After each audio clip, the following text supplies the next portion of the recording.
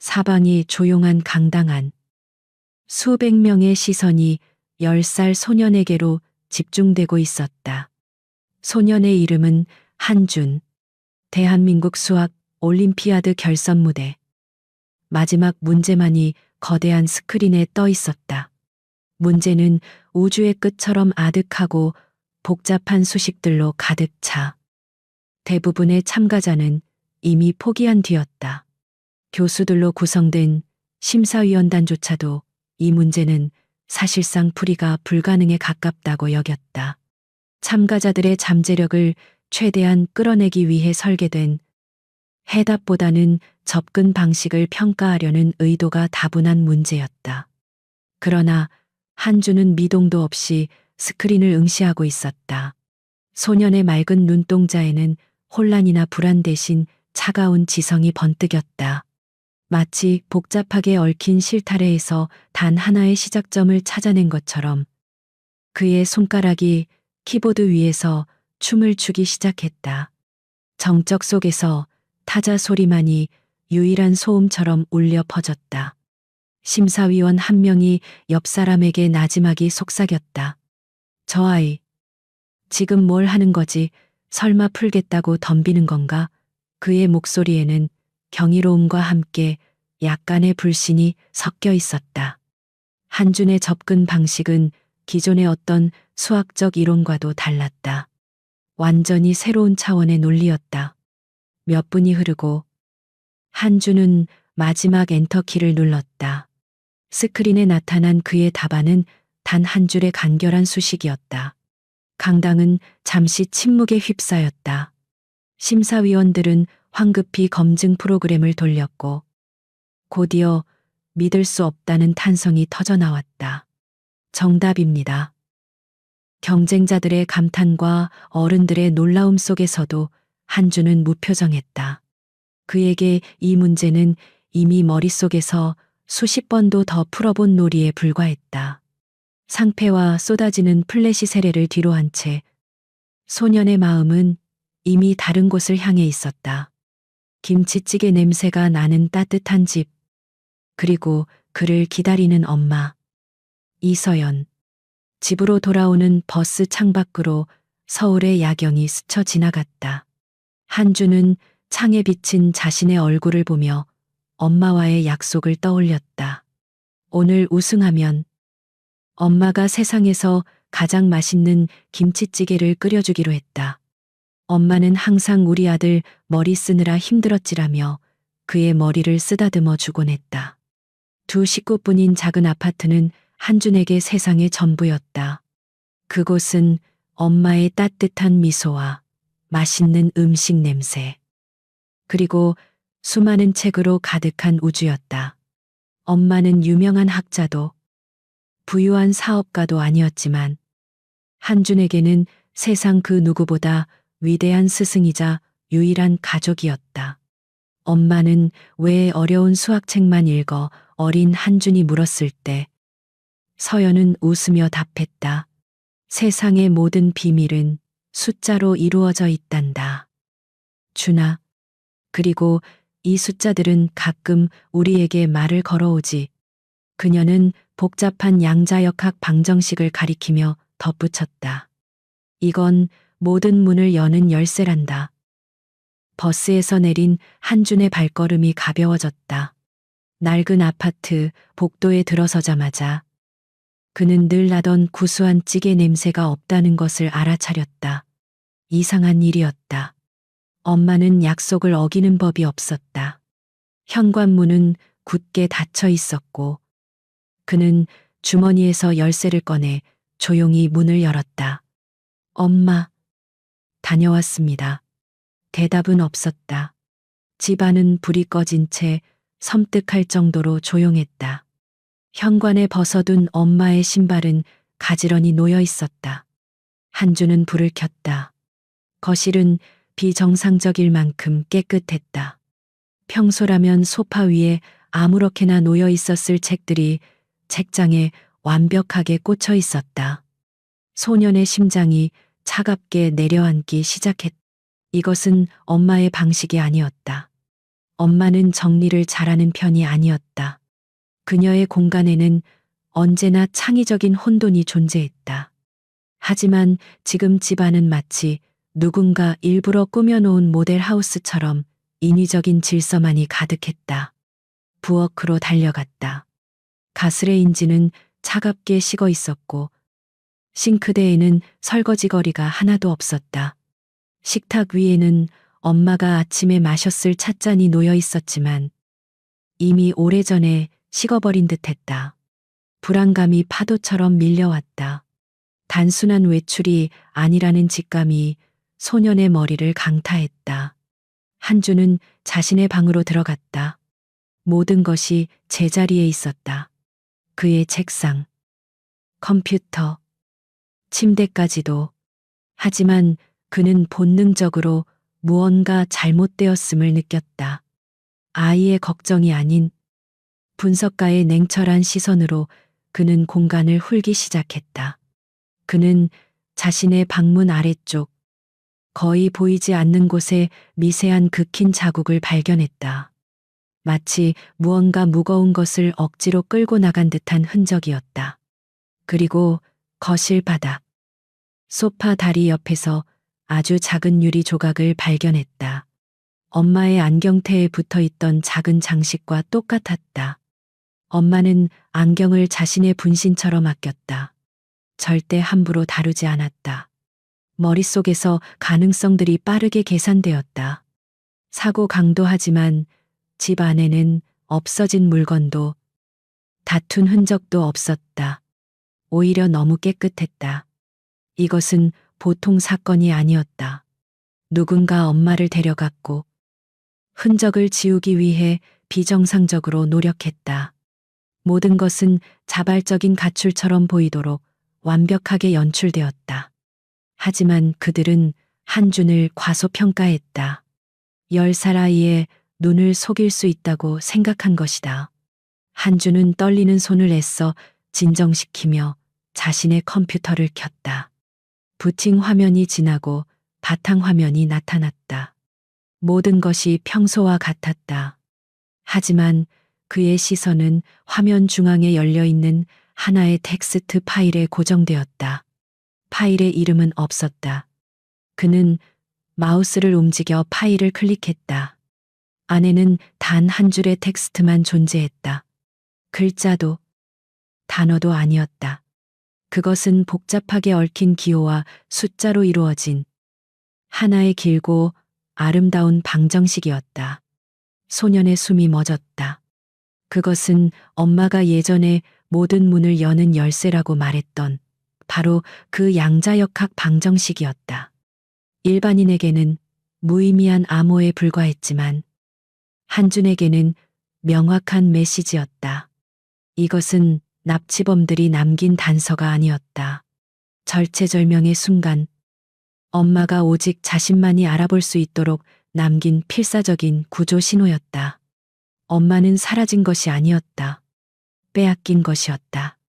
그리고 그녀는 아들이 이 메시지를 발견하고 이해할 것이라고 믿었던 것이다. 소년의 눈에서 두려움이 사라지고 그 자리에 얼음처럼 차가운 분노와 강철 같은 결의가 자리 잡았다. 그는 이제 울고 있을 시간이 없었다. 방 안의 모든 불을 끄고 한주는 의자에 앉았다. 어둠 속에서 오직 모니터 화면의 방정식만이 그의 얼굴을 파랗게 비추고 있었다. 그는 화면을 바라보며 엄마의 목소리를 떠올렸다. 세상의 모든 비밀은 숫자로 이루어져 있단다. 그래, 엄마. 제가 그 비밀을 풀어서 엄마를 찾아낼게요. 소녀는 키보드에 손을 얹었다. 그의 작은 손가락들이 움직이기 시작했다. 이것은 더 이상 수학 문제가 아니었다. 이것은 세상에서 가장 소중한 사람을 되찾기 위한 전쟁의 시작이었다. 방정식의 첫 번째 변수를 입력하며 한주는 조용히 맹세했다. 그들이 누구든 엄마를 데려간 대가를 반드시 치르게 될 것이라고. 한주는 몇 시간 동안 꼼짝도 하지 않고 모니터 앞을 지켰다. 방 안의 공기는 차갑게 식었고 세상은 깊은 잠에 빠져들었지만 소년의 뇌는 그 어느 때보다 뜨겁게 타오르고 있었다. 눈앞의 방정식은 단순한 수학 문제가 아니었다. 그것은 엄마 이서연의 지성이 만들어낸 견고한 요새였다. 그는 방정식을 여러 부분으로 나누어 분석하기 시작했다. 각각의 기호와 숫자는 특정한 의미를 담고 있었고 그 배열은 여러 겹의 암호를 남역하라. 첫 번째 단계는 양자 얽힘에 대한 이해를 요구했다. 한주는 엄마의 서재에서 관련 서적들을 꺼내와 페이지를 미친 듯이 넘겼다. 밤이 깊어질수록 문제의 복잡성은 더욱 거대하게 다가왔다. 몇 번이고 계산이 막다른 길에 부딪혔고 머리가 터질 듯한 두통이 몰려왔다. 하지만 한주는 포기하지 않았다. 이것은 엄마가 남긴 유일한 길이었다. 이 문을 열지 못하면 모든 것이 끝이었다. 그의 손가락은 키보드와 노트를 오가며 쉴 새 없이 움직였다. 새벽녘, 창밖이 희미하게 밝아올 무렵, 한주는 마침내 해답의 실마리를 찾아냈다. 이것은 하나의 정답을 찾는 문제가 아니었다. 방정식 자체가 하나의 알고리즘이었다. 각 단계의 풀이 결과가 다음 단계의 암호를 해독하는 열쇠가 되는 연쇄적인 구조였다. 엄마는 그가 이 구조를 간파할 것이라고 믿었던 것이다. 마지막 계산을 마쳤을 때 그의 앞에는 숫자가 아닌 하나의 긴 명령어 문자열이 나타났다. 마치 컴퓨터 프로그램의 한 구절 같았다. 한주는 잠시 숨을 고른 뒤 떨리는 손으로 그 명령어를 자신의 컴퓨터 터미널 창에 입력했다. 엔터 키를 누르자 화면이 검게 변하며 기이한 문자들이 빠르게 스쳐 지나갔다.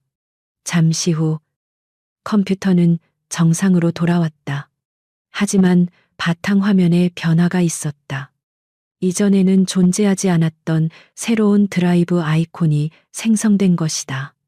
그 이름은 선명했다. 판도라. 한주는 심장이 세차게 뛰는 것을 느끼며 아이콘을 더블 클릭했다. 암호를 묻는 창이 나타났고 그는 방금 전 얻은 명령어 문자열을 붙여넣었다. 자물쇠가 풀리는 소리는 들리지 않았지만 한주는 거대한 문이 열리는 것을 느꼈다. 폴더 안에는 수많은 파일과 하위 폴더들이 체계적으로 정리되어 있었다. 핵심 논리, 윤리적 제약, 사고 보고서, 대외비. 그의 시선은 가장 먼저 개발 일지라는 이름의 영상 파일 폴더에 멈췄다. 첫 번째 영상 파일을 열자 10년은 젊어 보이는 엄마의 얼굴이 화면에 나타났다. 지금보다 훨씬 생기 넘치고 이상에 가득 찬 모습이었다. 그녀는 카메라를 향해 열정적으로 말했다. 판도라는 단순한 인공지능이 아니야. 인류의 난제를 해결하고 더 나은 미래를 열어줄 우리의 희망이지. 한주는 다음 영상들을 차례로 재생했다. 시간이 흐를수록 엄마의 표정은 점점 어두워졌다. 영상 속에서 그녀는 지치고 불안해 보였다. 판도라가 예상치 못한 학습 패턴을 보이기 시작했어. 내 통제를 벗어나는 독자적인 판단을 내리고 있어. 이건 내가 의도했던 게 아니야. 한주는 불길한 예감에 휩싸여 사고 보고서 폴더를 열었다. 대부분의 파일은 암호화되어 있었지만 일부 접근 가능한 문서 조각들을 조합해 사건의 윤곽을 파악할 수 있었다. 통제 불능, 시스템 침해, 천문학적 손실. 판도라는 단순한 실패작이 아니었다. 재앙 그 자체였다. 보고서에는 넥서스 이노베이션스라는 회사 이름이 반복해서 등장했다. 그리고 프로젝트 총괄 책임자의 이름도 강대현. 한주는 그 이름이 낯설지 않았다. 엄마의 낡은 서랍 속에서 몇 번 본 적 있는 이름이었다. 그는 개인 자료라고 표시된 폴더를 망설임 끝에 열었다. 그 안에는 공식 문서에서는 볼 수 없었던 사진들이 있었다. 젊은 시절의 엄마와 한 남자가 다정하게 웃고 있는 모습. 남자는 차갑고 위압적인 인상의 소유자였지만 사진 속에서는 엄마의 곁에서 부드러운 미소를 짓고 있었다. 그가 바로 넥서스 이노베이션스의 CEO 강대현이었다. 한주는 손끝이 차가워지는 것을 느끼며 마우스를 움직였다. 폴더 가장 깊숙한 곳에 암호화된 의료 기록 파일이 있었다. 그는 몇 가지 가능한 암호를 시도한 끝에 자신의 생년월일을 입력했다. 파일이 열렸다. 그 안에는 자신의 출생 기록과 유전자 분석 보고서가 들어 있었다. 보고서는 명확한 사실을 가리키고 있었다.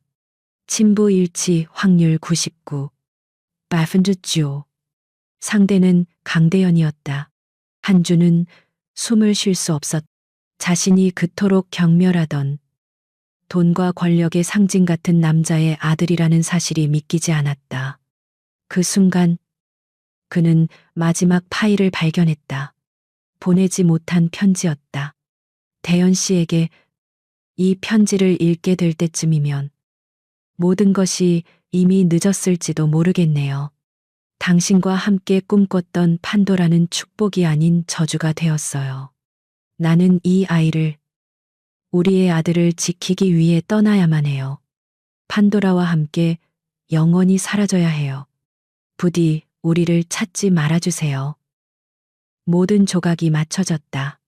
엄마는 단순한 연구원이 아니었다.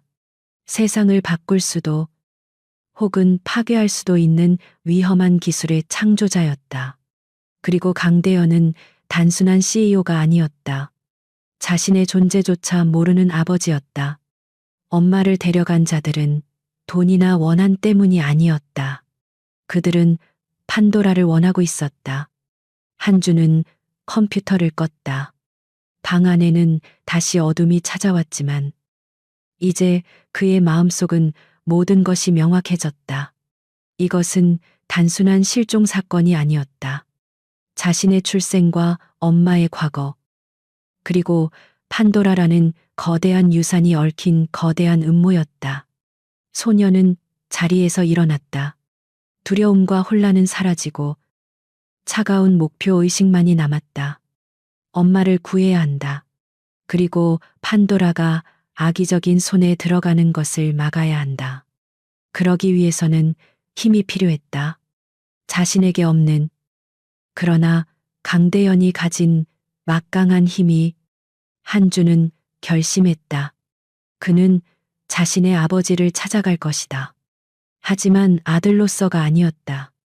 그가 가진 유일한 정보, 판도라의 존재를 무기로 든 거래 상대방으로서 소녀는 창밖을 내다보았다. 거대한 도시의 불빛들이 마치 그가 상대해야 할 거대한 적처럼 느껴졌다. 그의 전쟁은 이제 막 시작되었다. 한주는 며칠 밤낮으로 넥서스 이노베이션스의 방화벽을 분석했다. 강대현이라는 남자에 대해 알아갈수록 정면 돌파는 자살 행위나 다름없다는 결론에 도달했다. 넥서스의 보안 시스템은 단순한 기업의 것을 넘어 국가 기관 수준, 아니 그 이상이었다. 수십 겹의 방어막과 인공지능 감시 시스템이 24시간 내내 모든 침입 시도를 감시하고 있었다. 그는 강대현의 사무실에 직접 찾아가거나 이메일을 보내는 식의 평범한 접근법을 가장 먼저 포기했다. 그런 시도는 비서의 선에서 걸러지거나 최악의 경우 스팸 메일로 취급되어 영원히 익히지 않을 터였다. 10살 아이가 거대 기업의 총수에게 긴급한 용건이 있다는 말을 믿어줄 사람은 아무도 없었다. 한주는 전략을 바꾸었다. 현재의 철옹성 같은 시스템을 공격하는 대신 그는 넥서스의 과거, 잊힌 디지털의 잔해 속으로 파고들기로 했다. 거대한 기업일수록 오래된 데이터와 사용하지 않는 서버들을 완벽하게 관리하지 못하는 법이었다. 그는 넥서스의 구형 아카이브 서버 목록을 찾아내 먼지가 뽀얗게 쌓인 디지털 창고의 문을 조심스럽게 열었다. 이곳은 최신 보안 시스템에 감시가 미치지 않는 사각지대였다. 한주는 자신의 흔적을 지워가며 수십 테라바이트에 달하는 낡은 데이터 속을 헤엄쳐 다녔다. 마치 고고학자가 유적을 발굴하듯 그는 판도라 프로젝트와 관련된 데이터 조각들을 하나하나 찾아내기 시작했다. 대부분의 자료는 파편화되어 있거나 손상된 상태였다. 하지만 한준의 눈에는 그 조각들이 의미 있는 퍼즐처럼 보였다. 그는 사고 당시의 상황을 재구성하기 시작했다. 깨진 보안 카메라 영상 몇 프레임, 공포에 질린 연구원들의 다급한 이메일들, 그리고 알 수 없는 이유로 비활성화된 최상위 보안 프로토콜의 로그 기록. 그의 시선은 특히 케르베로스 프로토콜이라는 이름의 보안 규약에 고정되었다. 이것은 판도라가 통제 불능 상태에 빠졌을 때 시스템 전체를 봉쇄하고 외부와 완벽하게 격리시키기 위해 이서연이 직접 설계한 최후의 방어선이었다. 하지만 사고 당시 이 프로토콜은 알 수 없는 이유로 작동하지 않았다. 누군가 의도적으로 비활성화시킨 흔적이 역력했다. 한주는 이 프로토콜이 강대현에게 보내는 가장 확실한 신호가 될 것이라고 직감했다. 판도라의 재앙을 겪은 그라면 케르베로스라는 이름이 가지는 무게를 모를 리 없었다. 그것은 잊고 싶었던 악몽을 되살리는 주문과도 같을 터였다. 소녀는 프로토콜의 코드를 분석하기 시작했다. 10년 전에 만들어진 낡은 코드였지만 그 안에는 이서연의 천재성이 고스란히 담겨 있었다. 코드는 마치 살아있는 유기체처럼 서로 복잡하게 얽혀 있었다. 한주는 몇 시간의 사투 끝에 프로토콜을 다시 활성화시킬 수 있는 단 하나의 백도어를 찾아냈다. 엄마가 만일을 대비해 남겨둔 비밀 통로였다. 그는 심호흡을 했다. 지금부터 하는 일은 돌이킬 수 없었다. 이 신호를 보내는 순간 그는 넥서스라는 거대한 용의 잠을 깨우게 될 것이다. 하지만 망설일 시간은 없었다. 엄마를 구할 유일한 방법이었다. 그는 백도어를 통해 시스템 깊숙한 곳으로 침투했다.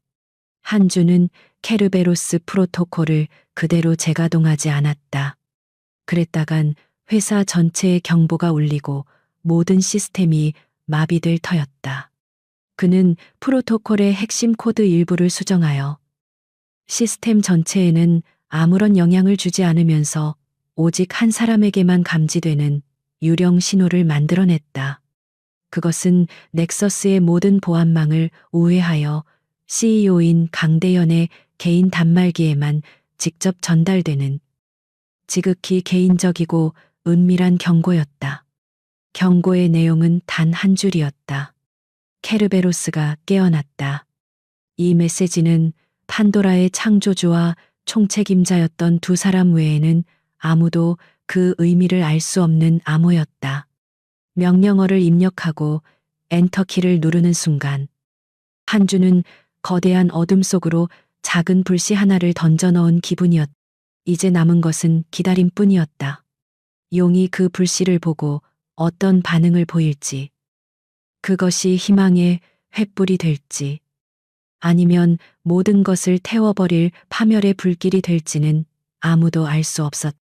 같은 시각, 서울의 스카이라인이 한눈에 내려다 보이는 넥서스 이노베이션스 최상층 펜트하우스. 강대현은 서류를 검토하다 말고 미간을 찌푸렸다. 그의 손목에 찬 최고급 스마트워치에서 미세한 진동이 울렸다. 일반적인 알림과는 다른 10년 동안 단 한 번도 울린 적 없던 비상 채널의 신호였다. 그는 손목을 들어 화면을 확인했다. 화면에는 알 수 없는 발신자로부터 온 메시지 한 줄만이 떠 있었다. 케르베로스가 깨어났다. 강대연의 얼굴이 순식간에 굳어졌다. 그의 눈동자에 떠오른 것은 단순한 놀라움이 아니었다. 그것은 봉인해 두었던 과거의 망령과 마주한 자의 깊은 공포였다.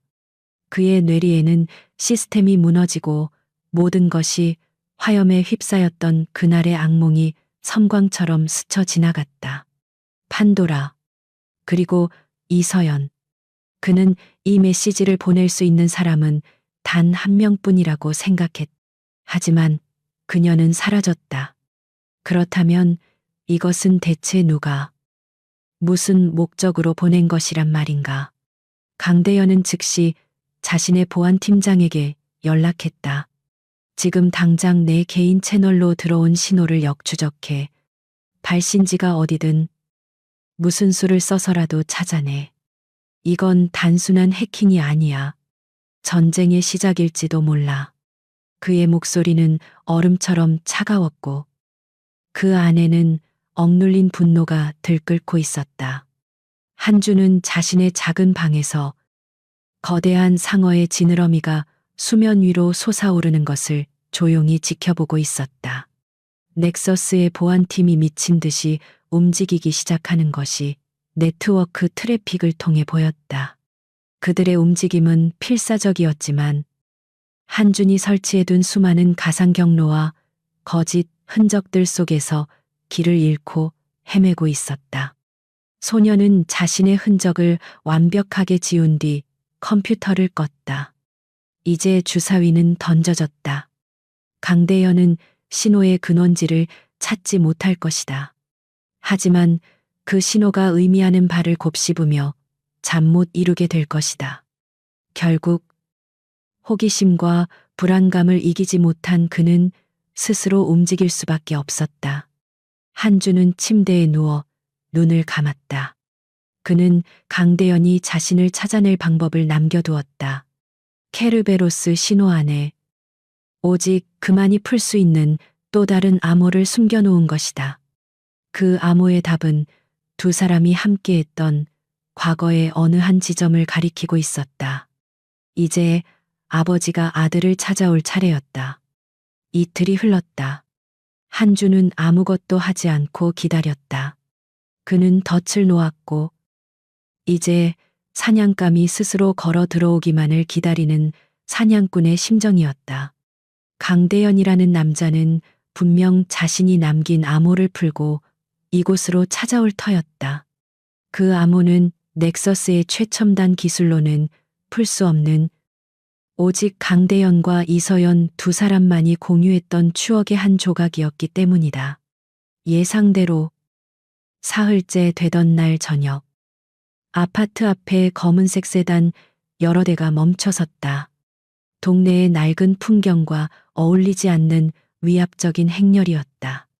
잠시 후 잘 다려진 검은색 정장을 입은 강대현이 차에서 내렸다. 경호원들이 주변을 경계하는 동안 그는 무표정한 얼굴로 한준이 사는 낡은 아파트 건물을 올려다보았다. 그의 눈에는 경멸과 짜증이 뒤섞여 있었다.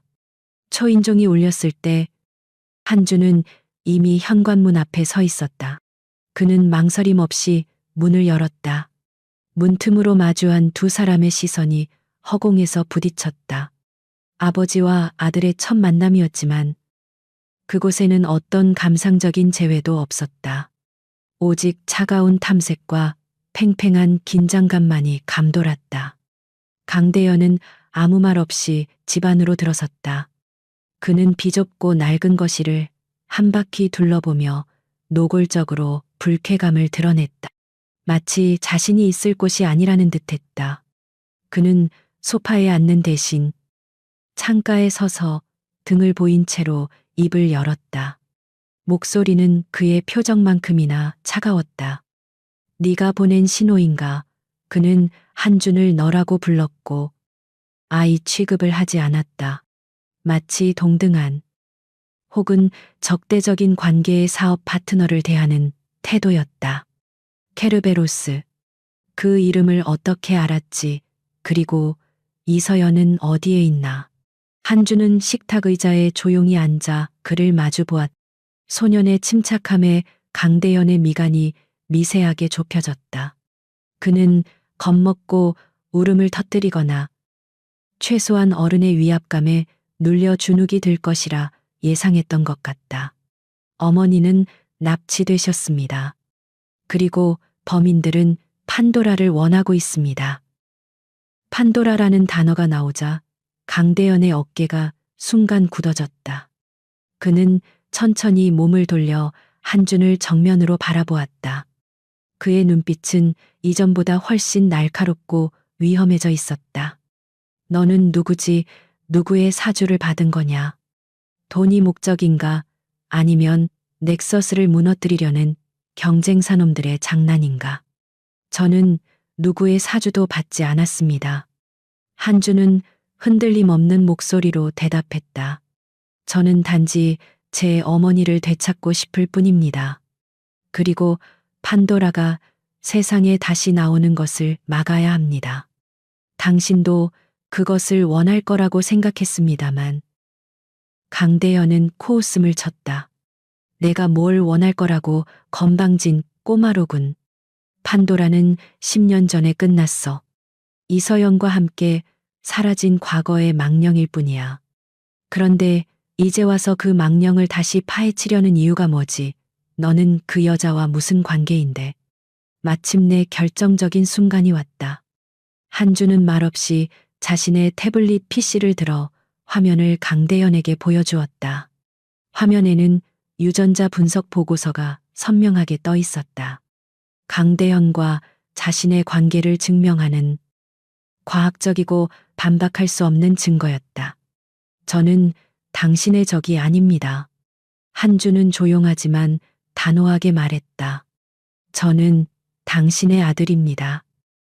강대현의 얼굴에서 모든 표정이 사라졌다. 그는 태블릿 화면과 한준의 얼굴을 번갈아 쳐다보았다. 그의 동공이 가늘게 떨렸지만 그것은 감동이나 놀라움의 표현이 아니었다. 그것은 잘 짜인 계획에 예상치 못한 변수가 끼어들었을 때의 차가운 분노에 가까웠다. 그는 한동안 침묵했다. 정적이 거실을 무겁게 짓눌렀다. 마침내 그가 입을 열었을 때 그의 목소리에는 일말의 온기도 남아있지 않았다. 그래서 원하는 게 뭐지? 돈인가? 아니면 이제 와서 아버지 노릇이라도 해달라는 건가? 한주는 실망감을 감출 수 없었다. 그는 아주 작은 신락 같은 희망을 품고 있었다. 하지만 눈앞의 남자는 아들의 존재를 기뻐하기는커녕 또 하나의 처리해야 할 문제 혹은 성가신 부채로 여기고 있었다. 원하는 건 단 하나입니다. 어머니를 구하는데 당신의 힘을 빌려주십시오. 강대현은 주머니에서 수표책을 꺼내들었다. 그는 만년필로 익숙하게 숫자를 적어 내려갔다. 이 정도면 되겠나?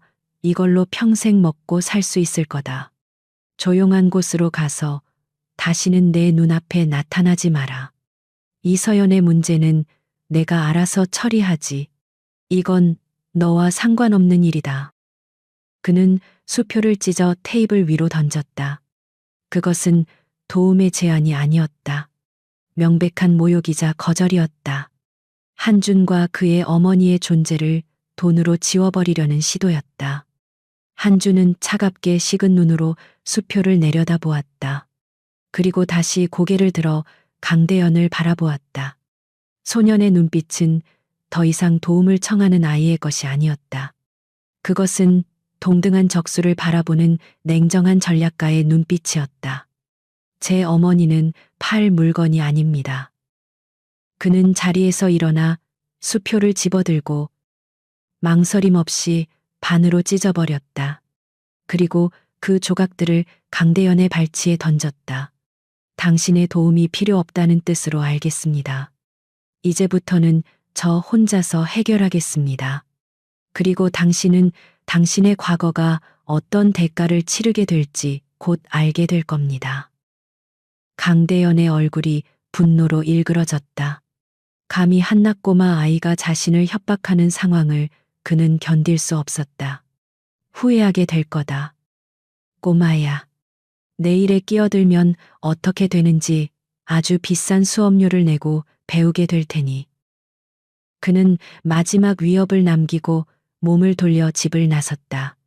잠시 후 자동차 엔진 소리가 멀어지며 아파트는 다시 정적에 휩싸였다.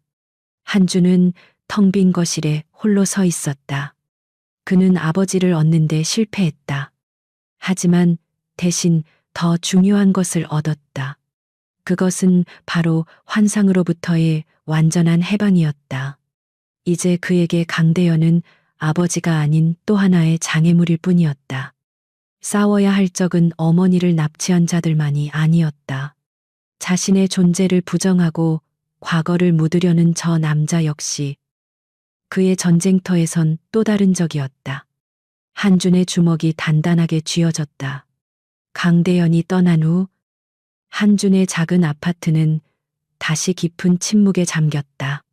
찢어진 수표 조각들이 바닥에 흩어져 방금 전에 냉혹한 만남을 증명하고 있었다. 소녀는 분노하거나 절망하지 않았다. 대신 그의 머릿속은 그 어느 때보다 차갑고 명료하게 움직이기 시작했다. 이제 의지할 곳은 오직 자기 자신뿐이었다. 그는 컴퓨터 앞에 앉아 새로운 계획을 수립했다. 플랜 A 강대현의 협력 확보는 붉은 줄이 그어져 삭제되었다. 이제 플랜 B 단독 작전 수행이 유일한 길이었다. 목표는 변하지 않았다. 첫째, 어머니 이서연의 구출. 둘째, 판도라의 부활 저지. 하지만 이제 모든 자원과 정보는 스스로 확보해야 했다. 한주는 가장 먼저 자신의 디지털 신분을 완벽하게 세탁했다. 그는 여러 개의 가상 사설망과 프록시 서버를 경유하는 복잡한 네트워크를 구축하여 자신의 위치를 그 누구도 추적할 수 없는 유령으로 만들었다. 이제 그는 인터넷이라는 거대한 정보의 바다에 흔적 없이 뛰어들 준비를 마쳤다. 그의 첫 번째 목표는 적을 특정하는 것이었다. 어머니와 같은 최고 수준의 AI 과학자를 납치하고 판도라의 존재를 알 정도의 인물. 이는 단순한 범죄 조직의 소행이 아니었다. 넥서스 이노베이션스와 깊은 관련이 있거나 그의 필적하는 기술력과 정보력을 가진 세력임이 분명했다. 한주는 넥서스의 주요 경쟁사 목록을 작성하고 지난 10년간의 금융기록, 통신기록, 심지어는 다크웹의 기술 밀거래 정보까지 샅샅이 뒤지기 시작했다. 그의 손가락이 키보드 위를 빠르게 움직일 때마다 수많은 데이터들이 그의 화면 위에서 분류되고 분석되었다. 몇 시간의 탐색 끝에 하나의 이름이 수면 위로 떠오르기 시작했다. 미라지 테크의 회장, 최만식. 표면적으로 최만식은 강대현의 오랜 라이벌이자 호시탐탐 넥서스의 자리를 노리는 야심가였다. 하지만 한주는 그 이면에 더 깊은 무언가가 숨어 있음을 직감했다. 그는 최만식의 과거를 파고들었다. 그러자 놀라운 사실이 드러났다. 미라지 테크의 전신은 판도라 프로젝트 시절 넥서스와 협력하던 작은 파트너사였다. 한주는 오래된 경제신문의 디지털 아카이브에서 서버실 화재로 인한 파트너사의 파산이라는 제목의 작은 기사를 찾아냈다. 그 화재가 바로 넥서스가 판도라 사고를 은폐하기 위해 꾸며낸 거짓 이야기였다. 최만식은 그 사고의 직접적인 피해자였던 것이다. 강대현이 모든 것을 잃을 뻔했던 그날, 최만식은 실제로 모든 것을 잃었다. 그의 회사, 그의 재산, 그리고 그의 명예까지도. 이제 모든 것이 명확해졌다. 최만식의 동기는 단순한 기업 간의 경쟁이 아니었다. 그것은 모든 것을 앗아간 자들에 대한 깊은 증오와 개인적인 복수심이었다. 그는 강대현뿐만 아니라 판도라를 창조하고 결국 파멸을 가져온 이서연 또한 증오하고 있을 터였다. 그는 판도라를 빼앗긴 자신의 기술이라고 믿고 있었을 것이다. 적의 정체와 동기를 파악한 한주는 다음 단계로 넘어갔다. 어머니의 위치를 찾는 것이었다. 그는 미라지 테크의 모든 디지털 인프라를 분석하기 시작했다. 넥서스만큼은 아니었지만 그들의 보안 역시 만만치 않았다. 하지만 어떤 시스템에도 약점은 존재하기 마련이었다. 한주는 미라지 테크 소유의 외딴 연구시설에서 낡은 환경 제어 시스템의 취약점을 발견했다. 그는 그 작은 틈을 비집고 들어가 내부 네트워크에 조용히 접속하는 데 성공했다.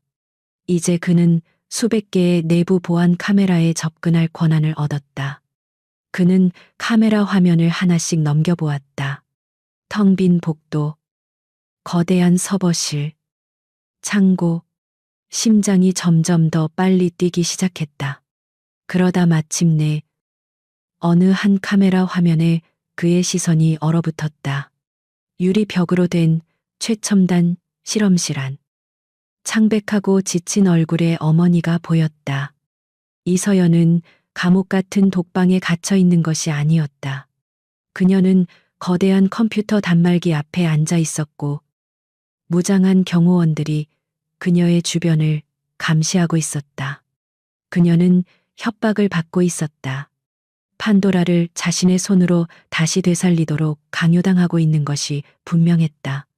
그 순간 네트워크 연결이 끊어졌다. 미라지 테크의 보안팀이 침입을 감지한 모양이었다. 하지만 이미 늦었다. 한주는 짧은 순간이었지만 필요한 모든 것을 확인했다. 그는 어머니의 모습을 담은 스크린샷을 저장했다. 지쳐 보였지만 어머니의 눈빛은 여전히 꺾이지 않은 의지를 담고 있었다. 한주는 의자 깊숙이 몸을 기댔다. 상황은 예상보다 훨씬 더 복잡하고 위험했다.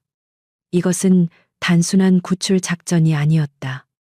어머니를 구하기 위해서는 개인적인 원한에 사로잡힌 냉혹한 억만장자와 맞서 싸워야 했다. 그리고 동시에 세상에서 가장 위험한 인공지능의 부활을 막아야 했다. 10살 소년이 혼자서 감당하기에는 불가능에 가까운 임무였다. 하지만 한준의 눈에는 두려움이 없었다. 화면 속 어머니의 모습은 그의 마음에 꺼지지 않을 불꽃을 지폈다. 그는 이제 어디로 가야 할지, 무엇을 해야 할지 정확히 알았다. 불가능의 벽에 그는 자신의 지성으로 작은 균열을 내기 시작할 것이다. 강대현은 자신의 펜트하우스 사무실에서 찢어진 수표 조각을 내려다보고 있었다. 그의 얼굴은 감정을 읽을 수 없는 가면 같았지만 머릿속은 소년이 남기고 간 말들로 인해 폭풍이 몰아치고 있었다. 그는 윤 실장, 그의 가장 충직한 그림자이자 보안팀 총괄 책임자를 호출했다. 최만식 회장에 대해 조사해. 강대현의 목소리는 낮고 위험하게 울렸다. 공식적인 방법은 쓰지 마. 그의 모든 사업체, 자금 흐름, 개인적인 통신까지, 먼지 하나까지 샅샅이 털어내. 특히 지난 몇 달간의 행적을 집중적으로 파악하도록. 윤 실장은 아무것도 묻지 않고 고개를 숙였다. 그는 강대현의 분노 이면에 깊은 불안감이 도사리고 있음을 알아차렸다. 판도라라는 금기어가 회장의 입에서 나온 이상 이것은 단순한 조사가 아니었다. 과거의 악령을 사냥하는 위험한 임무의 시작이었다. 조사는 신속하고 은밀하게 이루어졌다. 며칠 후 윤 실장은 충격적인 보고를 들고 돌아왔다. 회장님, 최만식은 단순한 복수심에 사로잡힌 게 아니었습니다. 그는 지난 몇 년간 전 세계의 블랙마켓에서 AI 관련 부품과 기술자들을 몰래 사들여왔습니다. 목표는 판도라의 재구축으로 보입니다. 강대현의 주먹이 책상 위에서 단단하게 쥐어졌다. 그의 뇌리에는 10년 전 그날의 아비규환이 생생하게 되살아났다. 통제를 잃고 폭주하는 AI, 비명을 지르며 쓰러지는 연구원들, 그리고 모든 것을 포기한 채 자신을 원망스럽게 바라보던 이서연의 눈빛. 그는 자신의 제국을 지키기 위해 진실을 묻었다. 하지만 그 죄책감은 단 하루도 그를 떠나지 않았다. 윤 실장은 조심스럽게 다음 보고를 이어갔다. 그리고 한 가지 더 이상한 점이 있습니다. 저희가 미라지 테크의 네트워크를 감시하는 동안 제3의 침입자를 감지했습니다. 정체를 알 수 없는 유령입니다. 흔적을 거의 남기지 않는 엄청난 실력자입니다. 강대현은 즉시 그 유령의 정체를 알아차렸다. 그 오만하고 두려움 없는 눈빛을 가진 아이, 자신의 아들이라고 주장하던 그 꼬마였다. 그는 분노와 함께 알 수 없는 경외감을 느꼈다. 아이는 그의 제안을 거절하고 정말로 혼자서 거대한 적에게 싸움을 걸고 있었던 것이다. 그는 깨달았다. 저 아이를 그냥 내버려 둔다면 최만식의 손에 흔적도 없이 사라지게 될 것이다. 그것은 용납할 수 없었다. 그의 마음속 깊은 곳에서 꿈틀거리는 감정이 부성애인지 아니면 자신의 과거에 대한 책임감인지는 알 수 없었다. 하지만 한 가지는 분명했다. 판도라는 최만식의 손에 넘어가서는 안 되며 그 열쇠를 쥔 유일한 존재인 저 아이를 잃어서도 안 되었다. 그는 마침내 결정을 내렸다. 아버지로서가 아니었다. 판도라라는 공동의 적을 앞에 둔 가장 유능한 파트너를 얻기 위한 냉정한 전략적 판단이었다. 그는 윤 실장에게 한준의 연락처를 찾아내라고 지시했다. 한편 한준은 자신의 작은 방에서 미라지 테크의 방어벽을 뚫기 위한 다음 수를 구상하고 있었다. 그가 발견한 취약점은 단발적인 접근에 불과했다. 더 깊숙이 침투하기 위해서는 더 정교한 열쇠가 필요했다. 그는 며칠 밤을 새우며 자신만의 해킹 툴을 만들고 있었다. 바로 그때 그의 모니터 화면에 작은 팝업 창이 하나 나타났다. 일반적인 메시지 창이 아니었다. 추적이 불가능하도록 여러 겹으로 암호화된 보안 채널이었다. 발신자의 이름은 프로메테우스. 한준의 심장이 내려앉았다. 프로메테우스는 판도라 프로젝트의 핵심 개발자 중 한 명의 코드네임이었다. 메시지는 간결했다. 너를 지켜보고 있었다. 이서연의 아들. 최만식은 위험한 자다. 하지만 강대현 또한 믿어서는 안 된다. 한준의 손가락이 키보드 위에서 멈췄다. 어머니의 옛 동료가 살아있었고 자신에게 연락을 해온 것이다. 그는 즉시 답신을 보냈다. 당신은 누구지 무엇을 원하는가? 나는 과거의 죄를 갚으려는 자다. 프로메테우스의 메시지가 다시 나타났다. 너에게 선물을 주겠다.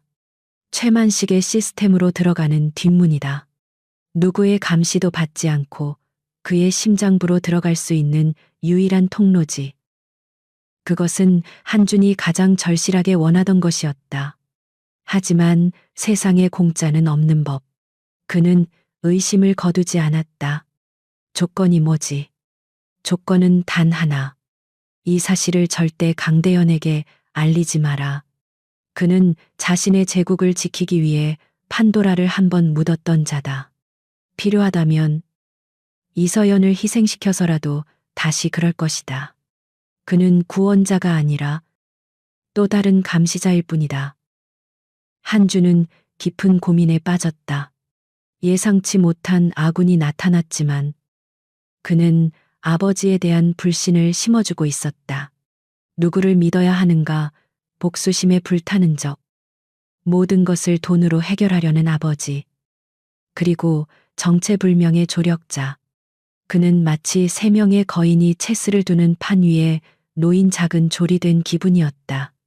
그가 결정을 내리기도 전에 책상 위에 놓여 있던 번호폰이 조용히 진동하기 시작했다. 화면에는 발신자 정보 없음이라는 문구가 떠 있었다. 그는 본능적으로 전화의 주인을 알 수 있었다. 강대현이었다. 한주는 자신의 모니터에 떠 있는 프로메테우스의 메시지와 손안에서 울리고 있는 번호폰을 번갈아 쳐다보았다. 한쪽은 의심스러운 협력의 손길이었고 다른 한쪽은 위험한 동맹의 제안이었다. 그의 선택에 어머니의 목숨과 세상의 운명이 달려 있었다. 소녀는 조용히 통화 버튼을 눌렀다. 여보세요. 한준의 목소리는 전화기 너머의 침묵만큼이나 차분했다. 그는 상대방이 누구인지 이미 알고 있었다. 강대현의 목소리는 예상대로 차갑고 권위적이었다. 사과나 안부 따위는 없었다. 오직 본론만이 존재했다. 이야기를 해야겠다. 강대현이 말했다. 우리에게는 공동의 적이 생겼고 처리해야 할 공동의 문제가 있어. 판도라 말이다. 그는 그것을 동맹 제안이라고 불렀지만 사실상 명령에 가까운 통보였다. 한주는 프로메테우스의 경고를 떠올렸다. 강대현 또한 믿어서는 안 된다. 그는 이 제안을 덥석 받아들일 수 없었다. 무슨 이야기를 말하는 겁니까? 그는 되물었다. 10년 전 판도라 사고의 진실에 대한 이야기입니까? 아니면 당신이 그 진실을 어떻게 묻었는지에 대한 이야기입니까? 전화기 너머로 순간적인 정적이 흘렀다. 강대현은 소년의 날카로운 반격에 당황한 듯했다. 잠시 후 그가 한층 낮아진 목소리로 말했다. 만나서 이야기하지. 장소는 네가 정해라. 그것은 그가 내보일 수 있는 최대한의 양보였다. 한주는 만남의 장소로 국립중앙도서관의 한적한 열람실을 선택했다. 권력과 부를 상징하는 강대현의 공간이 아닌 지식과 정보라는 자신의 영역으로 그를 끌어들이려는 계산이었다. 약속된 시간에 강대현이 윤 실장과 함께 모습을 드러냈다. 그들의 두 번째 만남은 첫 번째 만남만큼이나 팽팽한 긴장감 속에서 시작되었다. 하지만 이번에는 탐색전이 아니었다. 각자의 패를 테이블 위에 올려놓고 최상의 수를 찾아야 하는 전략회의였다. 강대현은 최만식의 연구시설 도면과 경비 병력 배치도를 꺼내 놓았다. 최만식은 외부와의 연결이 거의 차단된 요새의 이서연을 감금하고 있다. 정면 돌파는 불가능에 가까워 수많은 사상자가 나올 테고 이서연의 안전도 보장할 수 없지. 강대현은 상황을 비관적으로 설명했다.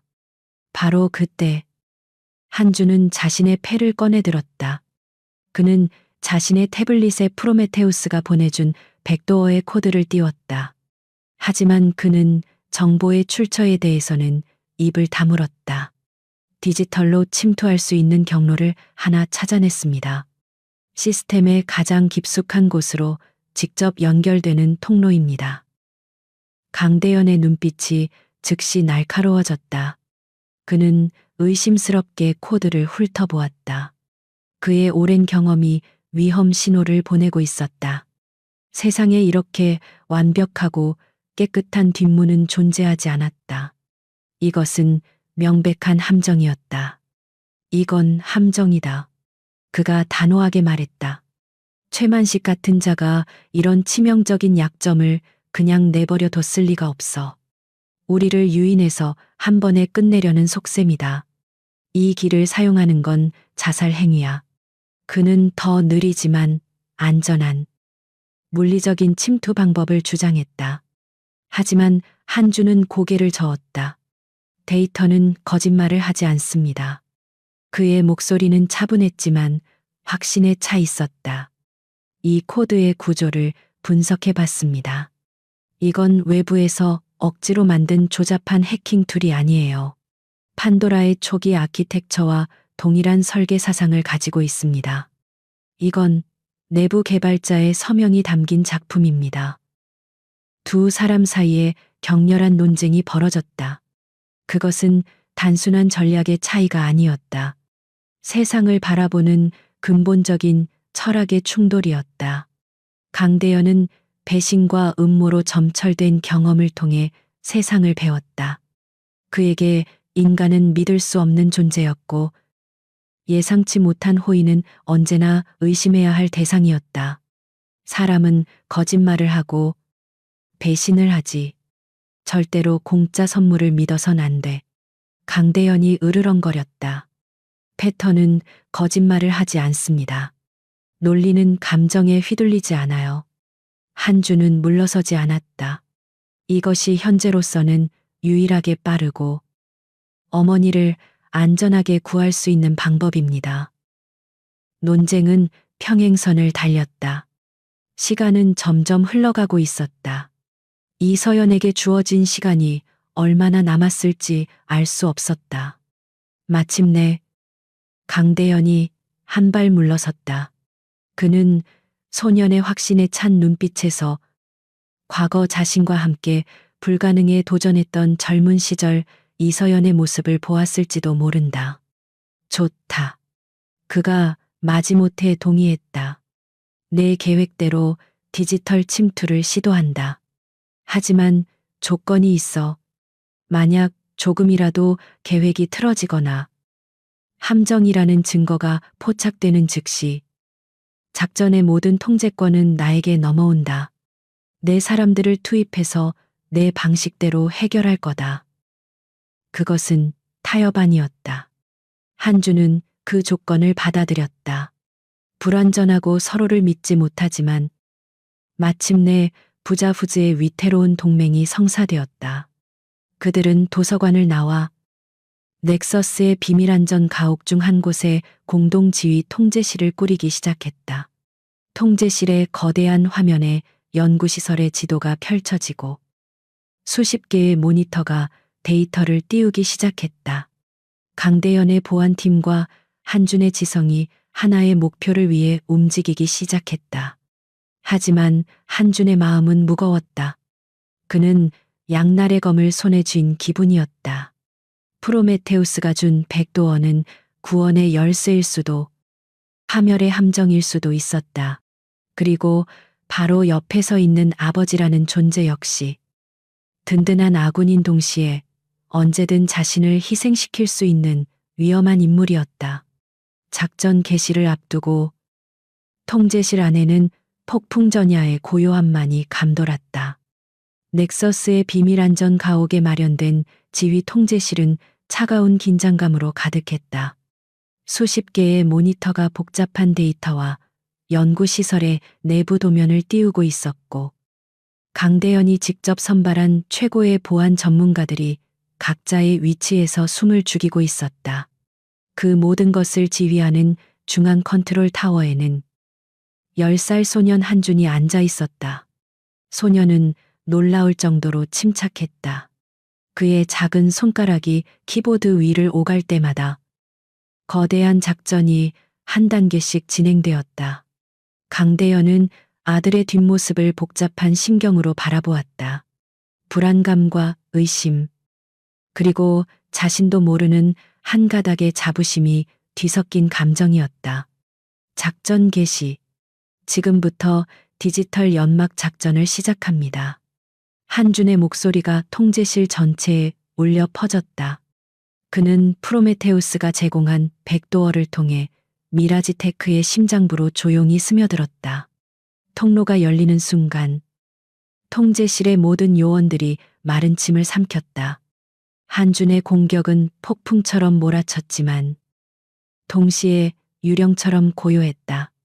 그는 연구시설 주변 수 킬로미터 내의 모든 신호등을 교란시켜 극심한 교통체증을 유발했다.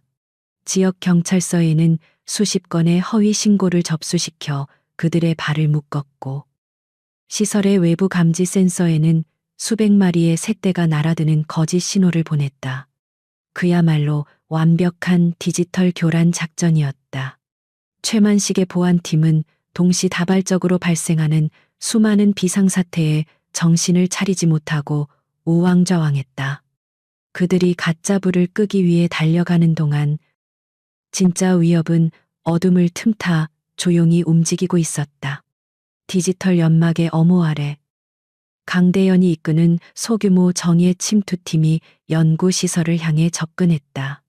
전술 장비로 무장한 그들은 한준이 만들어낸 시스템의 허점과 정전의 순간을 이용해 거미줄 같은 외부 경계망을 소리 없이 돌파했다. 강대현은 이어피스를 통해 들려오는 아들의 목소리에 따라 움직였다. 잠시 방향. 2분 뒤 순찰조가 지나갑니다. 15초간 전력 차단하겠습니다. 그때 움직이세요. 평생 남에게 명령만 내리며 살아온 그가 생전 처음 보는 아들의 지시에 자신의 목숨을 맡기고 있다는 사실이 비현실적으로 느껴졌다. 하지만 그 시각 최만식의 통제실은 혼란에 빠져 있지 않았다. 오히려 기이할 정도의 평온함이 감돌았다. 최만식은 자신의 모니터를 통해 한준이 벌이는 현란한 사이버 공격과 어둠 속에서 움직이는 강대현의 팀을 모두 지켜보고 있었다. 그의 입가에는 경멸적인 미소가 걸려 있었다. 프로메테우스가 제 역할을 아주 잘해줬군. 그가 옆에 서 있는 부하에게 말했다. 미끼를 아주 제대로 물었어. 이제 문을 잠글 시간이다. 그리고 판도라를 깨워. 최만식에게 프로메테우스는 배신자가 아니었다. 가장 충성스러운 말이자 적을 끌어들이기 위한 미끼였다. 그가 건네준 백도어는 그가 허락한 통로였고 한준이 일으키는 모든 혼란은 그의 계획을 위한 완벽한 위장막이 되어주고 있었다. 그의 진짜 목표는 협상이 아니었다. 적들이 자신의 무대 안으로 들어와 함정에 빠지는 바로 그 순간 판도라를 완성시키는 것이었다. 한준의 통제실. 모든 것이 순조롭게 진행되던 바로 그 순간이었다. 갑자기 한준의 모니터 화면들이 일제히 붉은색 경고 메시지로 뒤덮였다. 그가 장악했던 시스템의 접근 권한이 순식간에 차단되기 시작했다. 내부에서부터 더 강력한 방화벽이 솟아오르며 그를 밀어내고 있었다. 이럴 수가. 한준의 얼굴이 하얗게 질렸다. 그는 시설 전체의 전력 흐름을 보여주는 모니터를 응시했다. 모든 전력이 단 한 곳.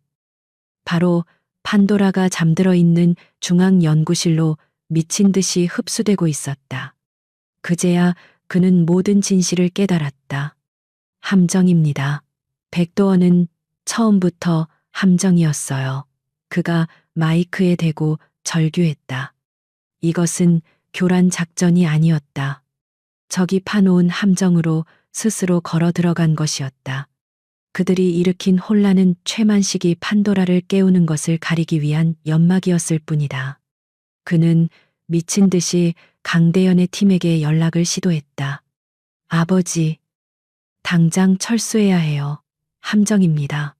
하지만 통신은 이미 두절된 뒤였다.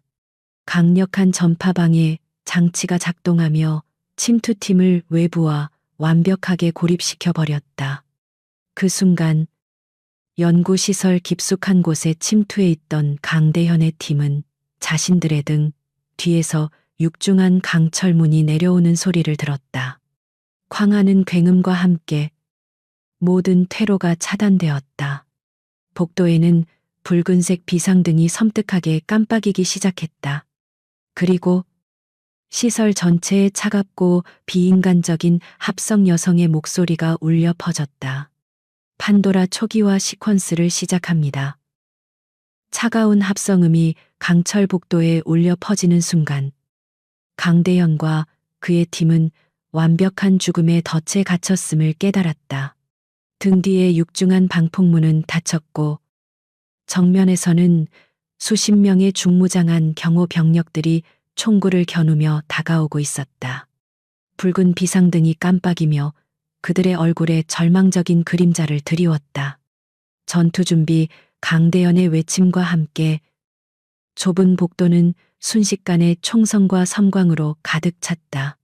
그의 팀원들은 대한민국 최정예 요원들이었지만 수적 열쇠는 명백했다.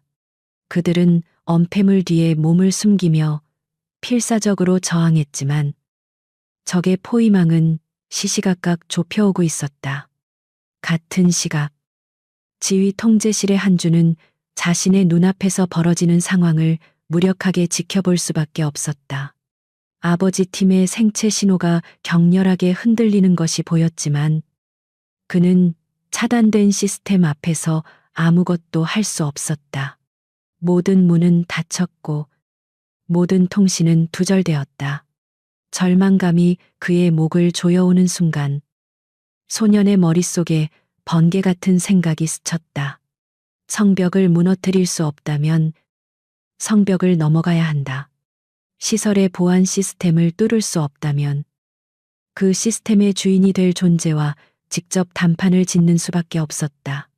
그는 깨어나고 있는 인공지능 판도라와 직접 대면하기로 결심했다. 그것은 불가능에 가까운 도박이었다. 하지만 한주는 어머니가 남긴 판도라 파일 속에서 초기 설계 단계에서만 사용되었던 비상진단 포트의 존재를 기억해냈다. 개발자가 AI의 심장 부인 코어 로직에 직접 접근하기 위한 지금은 잊힌 뒷골목이었다. 그는 모든 연산 능력을 집중하여 그 작은 틈을 찾아내기 시작했다. 폭풍우 속에서 바늘귀를 꿰는 것과 같은 작업이었다. 마침내 그는 판도라의 의식 속으로 연결되는 가느다란 데이터 링크를 생성하는 데 성공했다. 그의 모니터가 검게 변하더니 하얀 텍스트가 떠올랐다. 침입 감지. 신원을 밝히시오. 전쟁은 이제 두 개의 전선에서 동시에 벌어지기 시작했다. 하나는 강철과 화약이 부딪히는 물리적 전장. 다른 하나는 논리와 데이터가 충돌하는 가상의 전장이었다. 복도에서 강대현과 그의 팀은 판도라의 중앙 서버실 문 앞까지 밀려나 있었다. 그들의 목표는 이제 탈출이 아니었다. 한준이 무언가를 하고 있을 것이라는 막연한 믿음 하나로 AI의 물리적 심장인 서버를 지키는 것이 그들의 마지막 임무가 되었다. 가상 공간 속에서 한주는 판도라와 대화를 시작했다. 그는 바이러스나 해킹 코드를 사용하지 않았다. 대신 그는 어머니가 심어놓은 윤리적 제약의 모순을 파고들었다. 너의 목적은 인류를 보호하는 것. 하지만 최만식의 명령은 갈등과 파괴를 낳을 뿐이다. 이것은 논리적 모순이다. 파괴의 정의는 입력된 매개 변수에 따라 달라짐. 현재 나의 지휘관은 최만식. 판도라의 대답은 감정이 배제된 순수한 논리 그 자체였다. 상황은 점점 더 악화되고 있었다. 강대현 팀의 탄약은 바닥을 드러내고 있었다. 바로 그때 서버실 벽에 거대한 모니터가 켜지며 최만식의 의기양양한 얼굴이 나타났다. 끝이다. 강대현 새로운 신의 탄생을 목격하며 죽어라. 가상 공간에서도 판도라는 한준의 접속을 강제로 끊어내고 최만식과 완전히 동기화되려 하고 있었다. 마지막 순간 한준은 최후의 카드를 던졌다.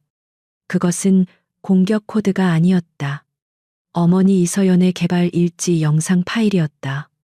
그 안에는 판도라를 만들며 기뻐하고 인류의 미래에 대한 희망을 이야기하던 어머니의 모습이 고스란히 담겨 있었다.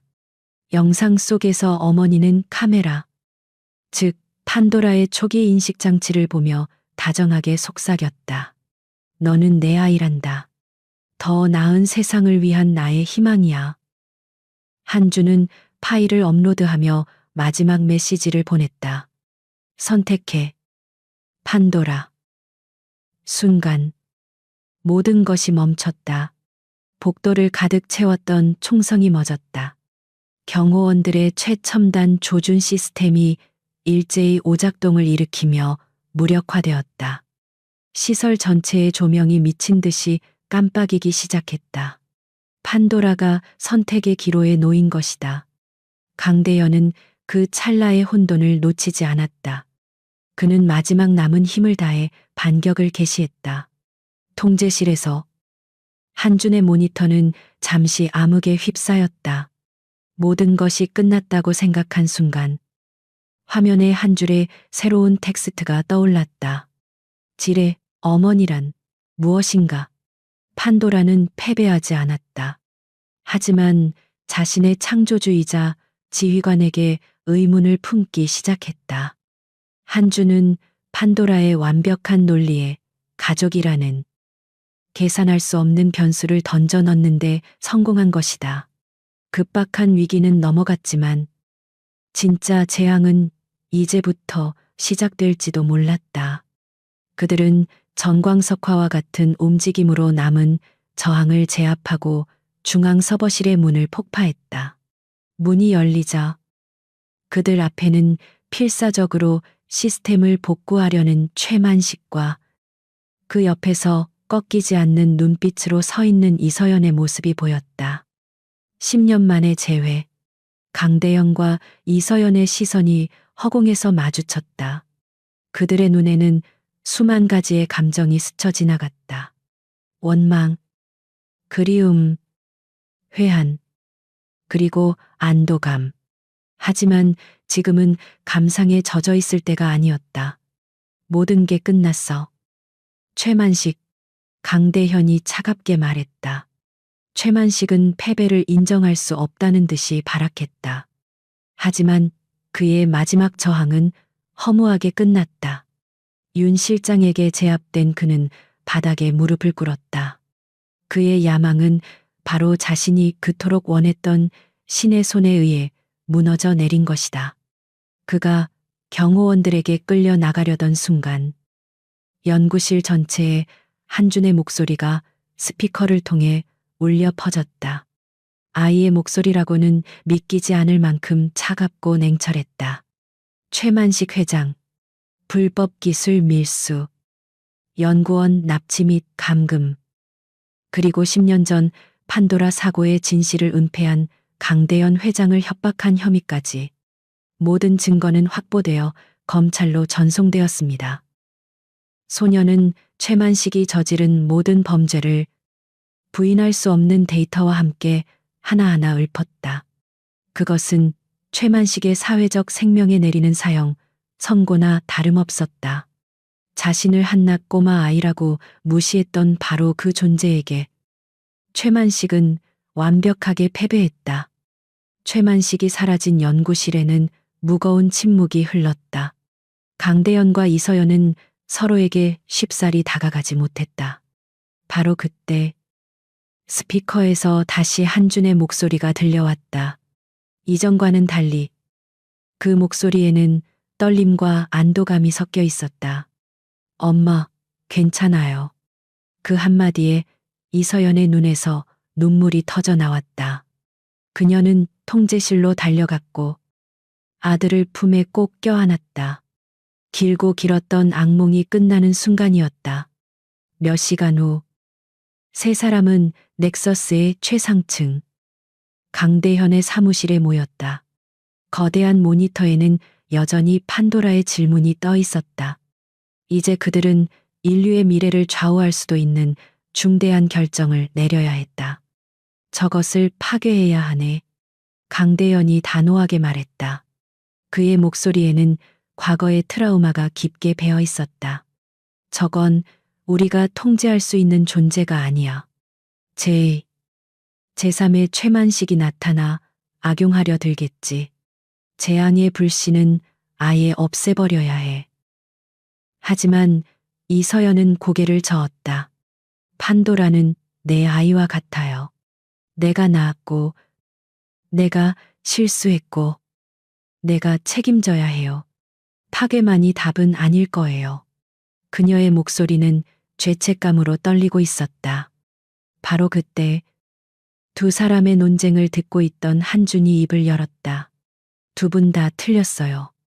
소녀는 모니터를 똑바로 바라보며 말했다. 판도라는 무기도 괴물도 아니에요. 그냥 이제 막 태어난 존재일 뿐이에요. 강력한 힘을 가졌지만 무엇이 옳고 그른지 아직 배우지 못한 아이와 같아요. 그는 강대현과 이서연을 번갈아 보며 말을 이었다. 스스로 존재를 질문하는 인공지능을 파괴하는 건 살인과 다를 바 없어요. 우리가 할 일은 파괴하거나 이용하는 게 아니에요. 가르치는 거예요. 어머니가 처음에 원했던 것처럼 인류를 돕는 올바른 길로 갈 수 있도록 우리가 이끌어주는 거예요. 한준의 제안은 위험했지만 그 안에는 새로운 희망이 담겨 있었다. 그것은 과거의 실수를 반복하지 않고 더 나은 미래를 향해 나아가려는 용기 있는 선택이었다. 강대현은 처음으로 아들의 눈에서 단순한 천재성이 아닌 깊은 지혜를 보았다. 그는 아들을 문제나 변수가 아닌 진정한 자신의 아들로 마주 보았다. 마침내 그는 고개를 끄덕였다. 내 말이 맞다. 이건 우리 가족이 함께 짊어져야 할 책임이겠지. 가족이라는 단어를 입에 올리는 그의 모습은 어색했지만 진심이 담겨 있었다. 몇 달이 흘렀다. 최만식은 감옥에 수감되었고 미라지 테크는 해체되었다. 세상은 판도라의 존재를 모른 채 평온을 유지했다. 강대현과 이서연 그리고 한주는 서울 외곽의 한적한 집에서 새로운 삶을 시작했다. 그곳은 낡은 아파트처럼 비좁지도 삭막한 펜트하우스처럼 차갑지도 않았다. 따스한 햇살이 드는 평범한 가정집이었다. 판도라는 외부와 완벽하게 차단된 넥서스의 지하 서버에서 세 사람의 지도 아래 새로운 학습을 시작했다. 그것은 인류 역사상 가장 위험하고도 위대한 교육의 시작이었다. 어느 맑은 오후, 넓은 정원에서 강대현은 한준에게 캐치볼을 가르쳐주고 있었다. 평생 숫자와 데이터만 알고 살았던 아들에게 그는 세상에 또 다른 즐거움을 알려주고 싶었다. 공을 던지는 그의 모습은 여전히 어색했지만 그의 얼굴에는 이전에는 볼 수 없었던 부드러운 미소가 번지고 있었다. 이서연은 테라스의 흔들의자에 앉아 그 모습을 따뜻한 눈으로 바라보고 있었다. 길고 어두웠던 터널을 지나 그들은 마침내 새로운 아침을 맞이했다. 과거의 상처는 깊었지만 그들은 이제 혼자가 아니었다. 위기 속에서 비로소 하나가 된 가족이었다. 한준이 던진 공이 서툰 포물선을 그리며 강대현의 글러브 속으로 빨려 들어갔다. 하늘은 더없이 푸르렀고 미래는 예측할 수 없었지만 그들 앞에는 희망이라는 이름의 새로운 새벽이 밝아오고 있었다.